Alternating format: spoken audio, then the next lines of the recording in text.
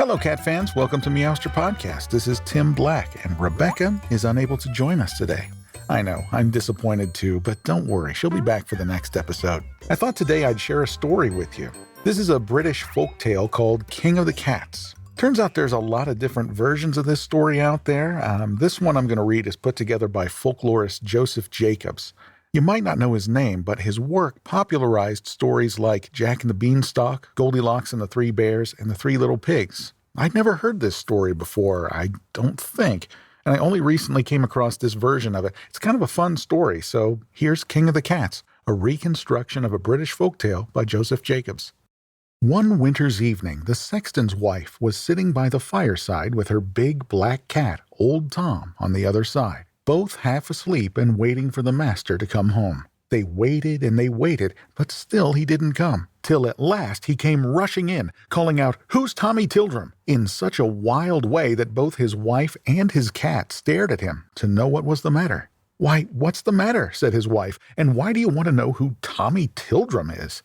"Oh, I've had such an adventure. I was digging away at old Mr. Fortis's grave when I suppose I must have dropped asleep, and only woke up by hearing a cat's meow." "Meow," said Old Tom in answer. "Yes, just like that. So I looked over the edge of the grave, and what do you think I saw?" "Now, how can I tell?" said the sexton's wife. "Why, 9 black cats, all like our friend Tom here, all with a white spot on their chestises. And what do you think they were carrying? Why, a small coffin covered with a black velvet pall, and on the pall was a small coronet, all of gold. And at every third step they took, they cried all together, 'Meow.'" "Meow," said Old Tom again. "Yes, just like that," said the sexton. "And as they came nearer and nearer to me, I could see them more distinctly, because their eyes shone out with some sort of green light. Well, they all came towards me, 8 of them carrying the coffin, and the biggest cat of all walking in front for all the world like... But look at our Tom, how he's looking at me. You'd think he knew all I was saying." Go on," said his wife. "Never mind Old Tom.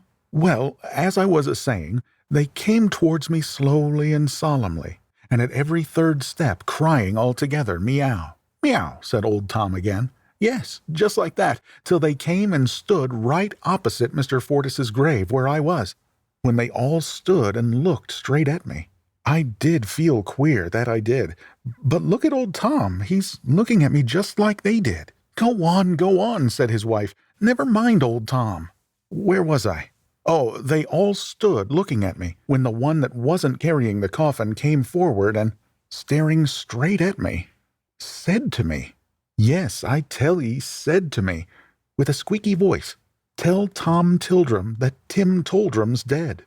And that's why I asked you if you knew who Tom Tildrum was. For how can I tell Tom Tildrum that Tim Toldrum's dead if I don't know who Tom Tildrum is?" Look at Old Tom, screamed his wife.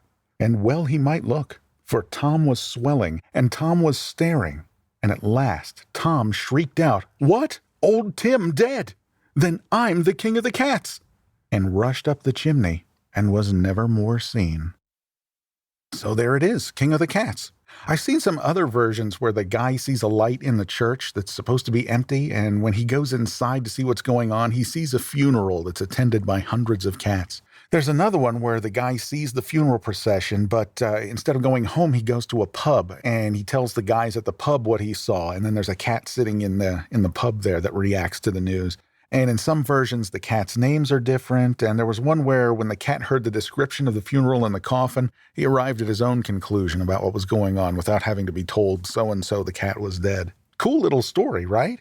Have you ever heard this or any other version of it? Do you know any other pieces of cat folklore? Let us know. You can find us on Facebook, Twitter, and Instagram. You can also email us at meowsterpodcast@gmail.com. And if you get a chance, head over to iTunes and leave a rating and a review for us. That would be super awesome, especially if you say something nice. Also, we're now available on iHeartRadio, so if you use that service, that's a new place to hear us. I know some listeners have already found us there, so thanks. For our next episode, Rebecca and I will be talking about the 2014 documentary Cat Show, directed by Donna Lipowitz. Here in the U.S., you can stream it online at various places like Hulu, Vudu, Amazon, and YouTube. Check your favorite streaming service to see if it's available where you live. And you can check out the trailer on YouTube and at lipowitzfilms.com. That's LIPOWITZ films.com.